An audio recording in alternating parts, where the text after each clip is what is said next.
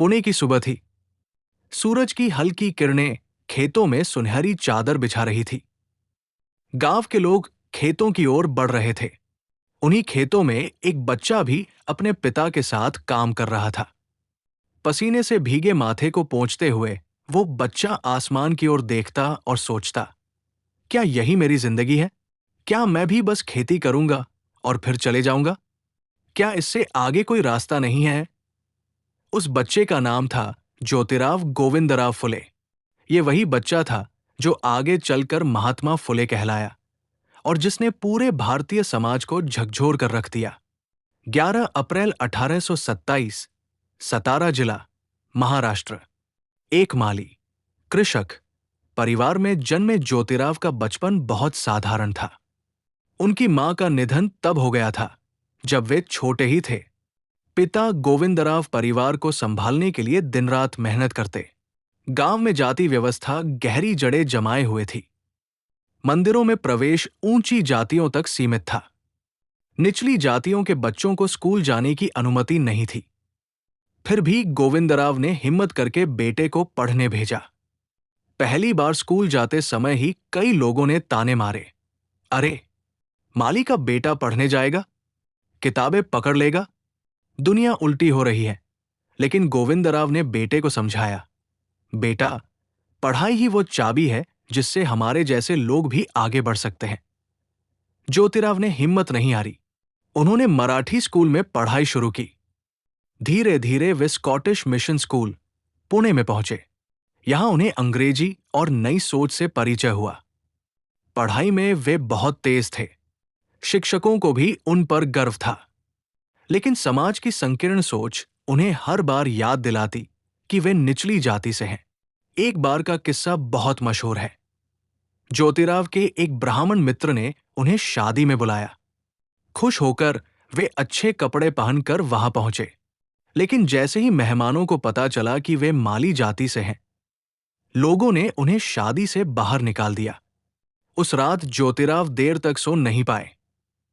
केवल जाति के कारण मुझे अपमानित होना पड़ा। क्या ये न्याय है? यही घटना उनके जीवन का टर्निंग पॉइंट बन गई। 13 साल की उम्र में ज्योतिराव का विवाह सावित्रीबाई से हुआ। सावित्रीबाई बिल्कुल अनपढ़ थी, लेकिन ज्योतिराव ने ठान लिया कि वे अपनी पत्नी को पढ़ाएंगे। रात को दीपक की रोशनी में वे उन्हें अक्षर सिखाते। धीरे धीरे सावित्रीबाई पढ़ने लगी। यही सावित्रीबाई आगे चलकर भारत की पहली महिला शिक्षिका बनी। 1848 में ज्योतिराव और सावित्रीबाई ने पुणे में लड़कियों के लिए पहला स्कूल खोला। यह कदम बहुत बड़ा था। समाज में हंगामा मच गया। लोग कहते, लड़कियों को पढ़ाना पाप है, यह हमारे धर्म के खिलाफ है। सावित्रीबाई जब स्कूल जाती तो लोग उनके ऊपर गोबर और मिट्टी फेंकते, लेकिन वे साफ कपड़े पहनकर अगले दिन फिर स्कूल जाती। ज्योतिराव उनका हौसला बढ़ाते, तुम्हारे कदमों की आहट आने वाली पीढ़ियों को रोशनी देगी। धीरे धीरे लड़कियों की संख्या बढ़ने लगी। माता पिता समझने लगे कि शिक्षा से उनकी बेटियों का भविष्य बदल सकता है। 1873 में ज्योतिराव ने सत्यशोधक समाज की स्थापना की। इसका उद्देश्य था जातिगत भेदभाव खत्म करना, दलितों और पिछड़ों को शिक्षा और सम्मान दिलाना, सस्ते और सरल विवाह को बढ़ावा देना, विधवाओं को नया जीवन देने के लिए पुनर्विवाह को प्रोत्साहित करना। समाज के लोग चौंक गए। ज्योतिराव ने पंडितों के वर्चस्व को चुनौती दी। उन्होंने कहा, धर्म का असली अर्थ है सबको बराबरी से देखना। ज्योतिबा ने समाज की सबसे बड़ी समस्या पर काम किया, विधवाओं की हालत। उस समय विधवाएं अपमान और शोषण की शिकार होती थी। कई बार अवैध गर्भ होने पर नवजात शिशु को मार दिया जाता था। ज्योतिबा ने अपने घर में बाल हत्या प्रतिबंधक गृह खोला, जहां विधवाएं अपने बच्चों को सुरक्षित जन्म दे सकती थी। ये उस समय के लिए क्रांतिकारी कदम था। ज्योतिबा केवल समाज सुधारक ही नहीं, बल्कि लेखक भी थे। उन्होंने कई पुस्तकें लिखी। उनकी सबसे मशहूर किताब गुलामगिरी थी।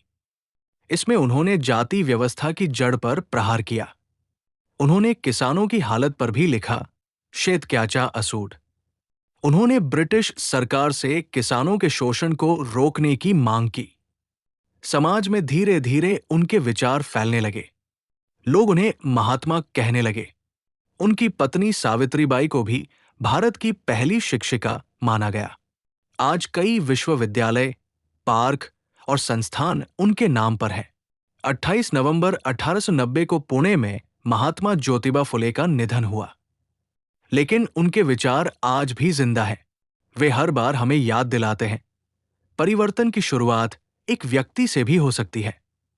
ज्योतिबा फुले की कहानी हमें 3 बातें सिखाती है। 1.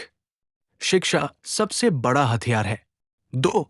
समाज चाहे कितना भी विरोध करे, सही काम करने का साहस रखना चाहिए। 3.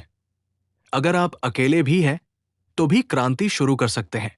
दोस्तों, अगर आज हमारी बेटियां स्कूल जा सकती हैं, अगर हम बराबरी की बात कर सकते हैं, तो इसका श्रेय महात्मा ज्योतिबा फुले जैसे महानायक को जाता है। तो अगली बार जब आप स्कूल की घंटी सुने या किसी लड़की को किताबों के साथ देखें, तो याद रखिए, इस क्रांति की शुरुआत इन्हीं ने की थी।